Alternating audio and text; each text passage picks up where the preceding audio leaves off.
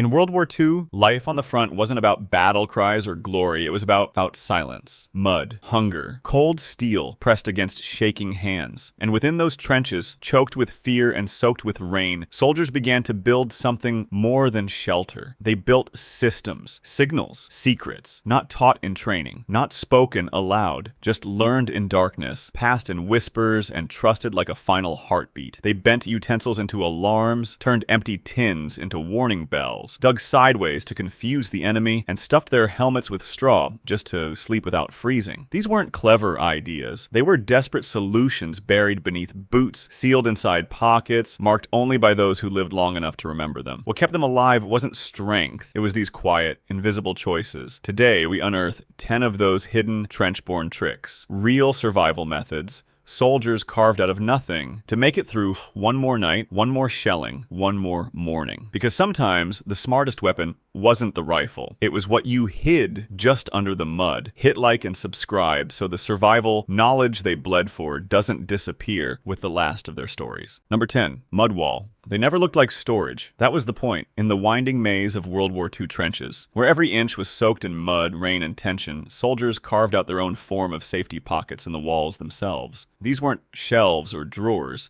just shallow hollows pressed quietly into the side of trench walls, hidden behind hanging cloth, spare gear, or just a natural layer of grime. Made by hand, or sometimes the dull edge of a mess tin, they were just deep enough to hide something you couldn't afford to lose. A piece of dry bread, a family letter, a single match. These mud wall pockets became personal vaults, silent, secure, and completely invisible to anyone who didn't already know they were there. Most were dug at night, quietly, methodically. No one spoke about them. No one asked. Because in a place where even your shadow could be watched, secrecy was survival, where to reach in the dark. Others went further, covering the entrance with mud again, sealing it, until the next time it was needed. In freezing rain or enemy fire, it was these crude hollows that kept their last rations dry, their keepsakes safe, or their morale stitched together with one hidden photograph. It wasn't strategy, it was instinct, to make something last in a place designed to take everything. And when soldiers moved forward or fell back, these pockets were often left behind, empty, silent, and waiting to be rediscovered by someone else who needed to survive just one more night, one trench wall, one hidden handprint, one forgotten act of resistance against the chaos above. Ever heard of war stories passed down with tricks like these? Drop them in the comments sometimes. Survival lived quietly inside the walls. Number 9, field charcoal face paint. It wasn't for war paint, it was for survival. In the trenches of World War II, even the moonlight could betray you. A flash of pale skin, a shine off a cheekbone. That was all it took for a sniper to see you before you ever saw them. So soldiers made their own camouflage from the fire itself. After cooking or burning waste, they'd wait for the embers to cool. Then, from the bottom of the pit, they scraped pure black charcoal with sticks or fingers. No oils, no fancy mixes, just dry soot and sweat, smeared across skin like a second layer of silence. They rubbed it under the eyes to cancel reflection, across the nose to break up facial symmetry, along the jawline to erase the curve of a human silhouette. In war, a face wasn't something you showed. It was something you blurred. Some soldiers used burnt match heads when fires weren't safe. Others crushed blackened wood inside helmet straps and reapplied before every night patrol. There was no mirror, no precision, just routine, habit, survival. And this paint did more than hide them. It grounded them. Wiping ash onto your own face became a ritual, a way to remind yourself, this isn't about glory. This is about not being seen, about making it to the next hour. In winter, the charcoal mixed with frost and mud. In rain, it streaked. But even that was better than bare skin in a sniper's scope. Some men even covered their hands, ears, and teeth because they'd learned light didn't care what part of you showed. It just made you a target. No one talked about it. No one bragged. It was just one more trick, quiet, dirty, and deeply personal, that stood between a soldier and a bullet. Ever heard your elders mention tricks like this? Drop it in the comments. We're not just telling stories. We're reviving what they never wanted forgotten. Number 8. Booby-trapped entry points. In the chaos of trench warfare during World War II, The front wasn't always held by strength. Sometimes it was held by string, spoons, and silence. Soldiers didn't just defend trenches with bullets, they rigged entry points with crude traps, designed not to kill but to buy seconds. And in the trenches, seconds were everything. They'd stretch wire or string across narrow access paths, barely visible in the dark. At the end of that line, anything that made sound. Empty ration tins, loose nails in a rusted cup, shell casings tied together. One tug, one step, and a clatter echoed down the trench. Enough time to lift a rifle, enough time to call out, enough time to breathe. Some went further, fixing grenades into place with hair-thin pins, booby-trapping entry routes. So the enemy's own steps became the trigger. These setups weren't just hidden, they were customized to the terrain, adapted to every angle of mud and slope soldiers had memorized with their lives. Others used natural debris, trip lines buried under leaves, pits with sharpened sticks, even foot-deep trenches filled with broken glass or barbed wire unmarked, unspoken, and invisible to anyone unfamiliar with the layout. The genius wasn't in the complexity. It was in how simple, silent, and brutal these traps were. And they weren't permanent. After every shift change, the men who planted them had to remember to disarm them or risk injuring their own. It was a delicate balance. Prepare for intrusion, but make sure your brothers return alive. They weren't called traps among the men. They were just lines, as in, check the line tonight. Because sometimes the difference between surviving and vanishing was nothing more than a sound in the dark and the person who heard it first. Got a story passed down about trench tricks like this? Drop it in the comments. These aren't just tactics. They're history hidden in footsteps. Number 7, straw smoke filters. In the trenches of World War II, even a breath could get you killed.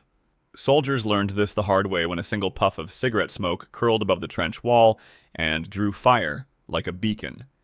It didn't take much, just one glow, one wisp, and suddenly the still night cracked with a sniper's answer. But giving up cigarettes, that wasn't easy. So they adapted with straw. They called it silent smoking. A crude, improvised technique that turned bundles of dry straw or strips of fabric into filters. Soldiers would insert one end into their mouth, the other into the cigarette, and take a slow drag through the makeshift tube. The longer the tube, the better the dispersion. Instead of smoke rising, it cooled and faded, exiting low, slow, and nearly invisible. It wasn't elegant, but it worked. Some men went further, burying the ember beneath a helmet, covering it with a palm or smoking inside side digouts with straw filters threaded through narrow holes in the wall, all just to avoid that faint telltale glow that could give away an entire unit's position. And it wasn't just about danger. It was about privacy in a place that had none. That filtered breath became a rare moment of calm, a way to keep the ritual alive without inviting death in return. Straw was everywhere, from sleeping mats, from ration packing, from the earth itself. And when no straw was available, soldiers used rolled paper, canteen tubing, or even hollowed reeds. Anything to bend smoke back into silence. Because in war, it wasn't the loudest man who survived. It was the one who left no trail behind. So the next time someone says trench life was all noise and chaos, remember this. Some men stayed alive not with guns, but with a bundle of straw and the discipline to breathe in shadows. Heard of tricks like this from your father or grandfather? Drop it in the comments. And if you believe their silent ingenuity deserves to be remembered, hit like and subscribe, because their stories didn't fade. They just filtered through time. Number 6, clay-covered helmets. Others covered them in the earth they were fighting for. In World War II, steel helmets were essential protection, but under moonlight, snowlight, or even a cloud break, they betrayed their wearers. The smooth metal caught reflections. The curve was unmistakably human, and on the battlefield, shine meant death. So soldiers changed their helmets the only way they could, with mud and clay. Using wet soil from the trench floor, they coated the entire surface of their helmets, not just smeared, but packed, textured, and blended into the terrain. They didn't aim for beauty. They aimed for invisibility. And in war, that was the most important kind. Some mixed in crushed straw, or moss, to break up the silhouette further. Others scratched the surface once dry to reduce any gloss. If it rained, they reapplied. If it cracked, they patched. It became routine, like cleaning a rifle or checking your boots, because that layer of earth might be the only thing between your skull and a sniper's scope. It wasn't regulation. No officer taught it. But every soldier who lasted long enough learned it. A helmet became more than armor. It became camouflage, insulation, even a pillow when stuffed with cloth.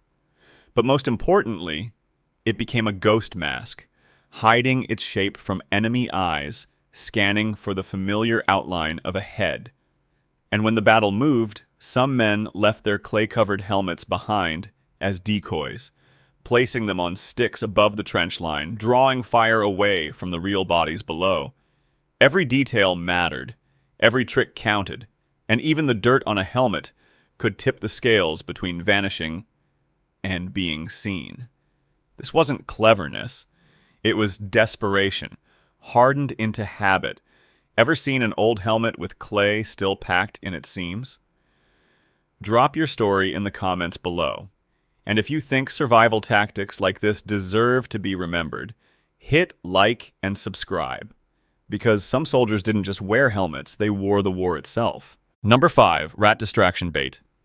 In the trenches of World War II, not all enemies wore uniforms. Some came on 4 legs, with sharp teeth, and no fear of bullets. Rats. Drawn by blood, rotting food, and the unwashed reality of trench life, rats became a constant invasive threat.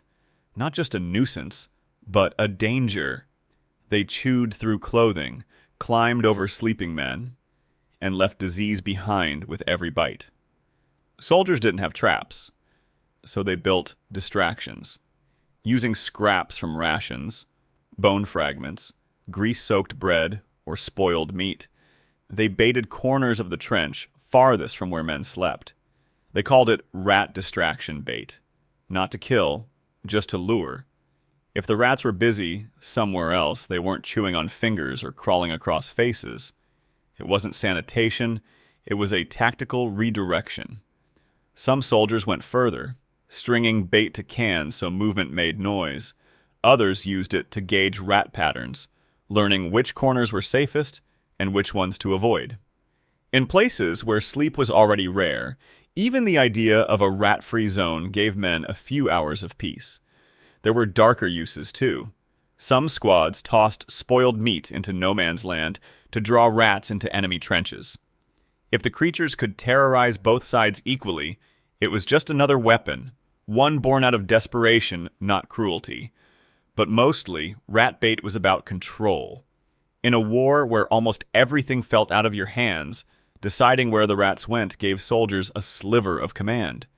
Even one moment of quiet sleep was worth it, because in a place where shells screamed overhead and boots never stopped moving, the smallest interruption, a sharp bite in the night, could shatter a man's already frayed mind.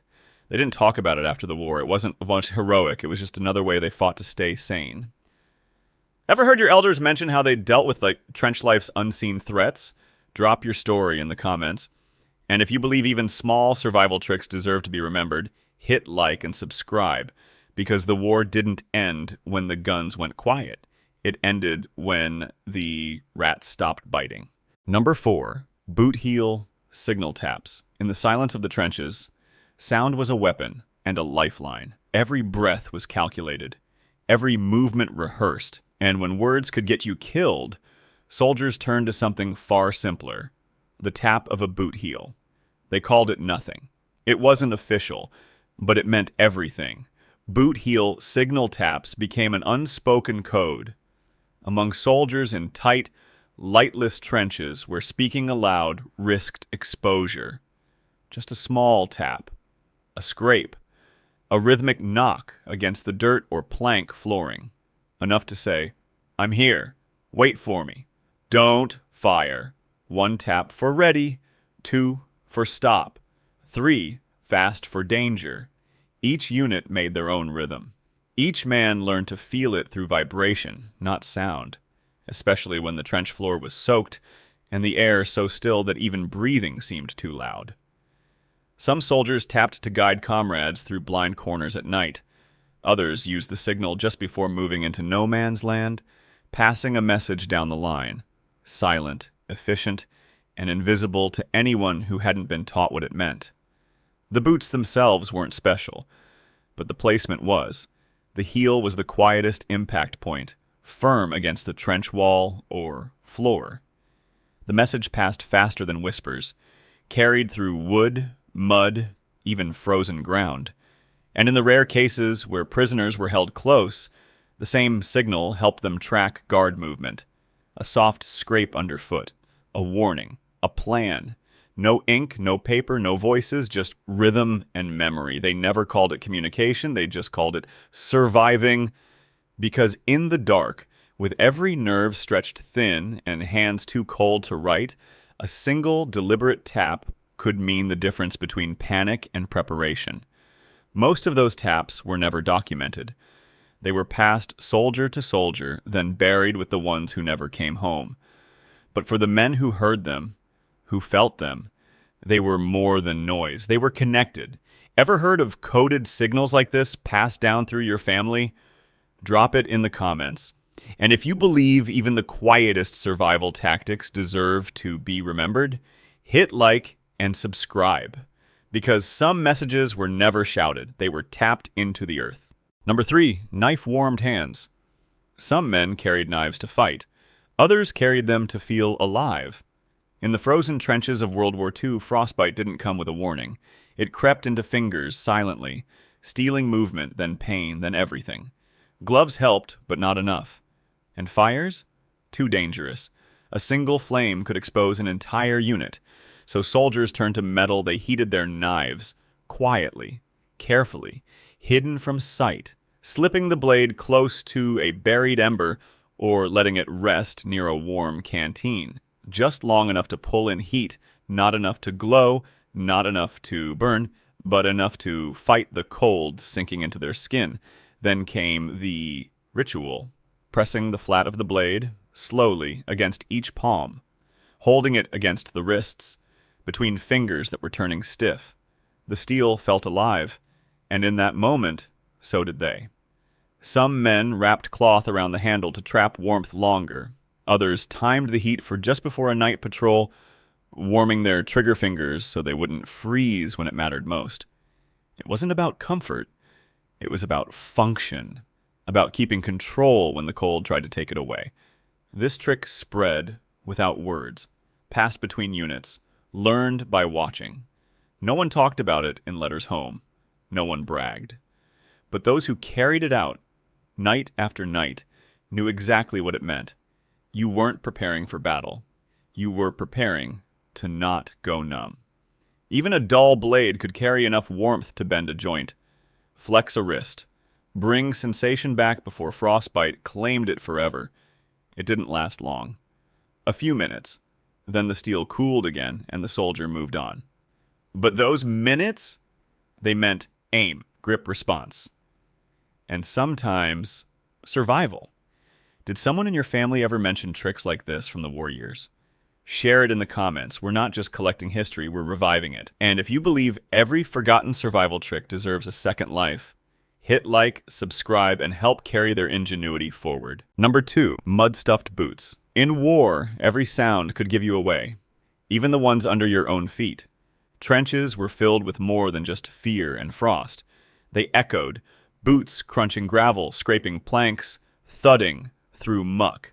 And in World War II, when night patrols demanded silence, soldiers had to silence their steps without sacrificing movement. The solution? Mud. Not just walked through, but stuffed inside their boots, packed tightly between the sole and the insole, wedged into corners, smeared across the outside leather. It muffled the squeak, softened the heel, and absorbed the sound of a step that might have meant death. Some men used clay, heavier, firmer, longer lasting. Others layered straw and mud together, building a kind of natural cushion inside their boots. Uncomfortable? Absolutely. But that discomfort was less painful than being heard. During silent movements across enemy lines, especially in forest trenches or ruined villages, every step was a risk. Dry twigs cracked, loose rock shifted, but mud swallowed the sound.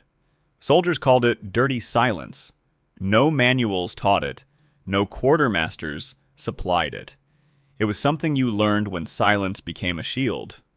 There was another benefit, too. In freezing conditions, the compacted mud actually insulated the boots. Not perfectly, but enough to delay frostbite, to hold a sliver of warmth when the snow tried to eat through leather. Of course, the mud had to be replaced daily. It dried, cracked, and wore thin. But for many soldiers, it became routine, like brushing off your coat or checking your rifle. Wake up! Repack the boots. Move like a ghost. And sometimes, when a comrade was lost to a careless step, a snapped twig, the lesson became personal. It wasn't glamorous, it wasn't heroic, but it worked. Because in a place where survival hinged on silence, soldiers learned to walk like the mud itself. Ever heard of tricks like this passed down in your family? Drop it in the comments. We're rebuilding a history they never got to tell. And if this kind of survival wisdom deserves to be remembered, hit like and subscribe. Every forgotten step brings us closer to the truth. Number 1, shared silence rituals. Before the battle, there were no speeches, no war cries, no chest beating, only silence. In the trenches of World War II, noise wasn't power, it was risk. So soldiers created their own kind of ritual, a shared silence that said more than any words could. It happened before dawn patrols, before a push over the top, or during nights when shellfire paused just long enough to remind you you were still alive. Men sat together, not speaking, not praying aloud, just present, each breath measured, each movement careful, and in that quiet, something powerful happened. One soldier would tap a finger twice on his helmet, another would nod back, a glance exchanged, a boot shifted, a sleeve tugged, small gestures that meant, I'm with you. You're not alone. This wasn't superstition, it was survival through connection. Some units had tiny, unspoken traditions. One man always clicked his canteen before stepping out. Another placed a stone on the trench wall. A third laced his boots a certain way, and his friends never interrupted. They didn't talk about it, but they all knew. Because in a world where death could come from a single sound, the most sacred thing became the silence shared by men who might not return. Even new recruits learned quickly. You didn't break the silence ritual. Not because it was a rule, but because it was the last moment of control before stepping into chaos. It was respect, it was grounding, it was the human refusal to go numb. And when one didn't return, the silence changed. It became a space for memory, not grief, not tears, just the unspoken agreement that their name still echoed in that quiet. The world remembers battles, but it forgets the stillness that came before them. Has your family ever told you about a moment of war that wasn't loud, but quiet? Drop it in the comments below. We're preserving more than stories. We're preserving the way they held on to their humanity. And if this silent courage deserves to be remembered, hit like, subscribe, and pass it on. Because sometimes, silence was the only thing that made them feel alive. Now you know the truth. Survival in World War II wasn't just about bullets and bravery. It was about mud in boots, knives heated by fire, silence passed between glances. It was about men who rewrote the rules of staying alive, not with orders, but with instinct. They didn't call themselves heroes. They didn't even speak of what they did. But every step they took, every trick they learned became part of an unspoken code, a code that's nearly vanished with time. We remember the victories, the uniforms, the headlines, But these were the moments that never made it into textbooks because they weren't grand. They were human. And in the end, that's what war stripped away first. If you've made it this far, you carry something now. A piece of history few ever see. A glimpse of the raw, invisible fight that took place beneath the surface. Keep that knowledge alive. Pass it forward. And help bring light to the forgotten brilliance of survival. Hit like, leave a comment if your family ever whispered stories like these, and subscribe, because every new viewer helps revive the quiet genius they left behind. They didn't survive for applause, but we can still make sure they're not forgotten.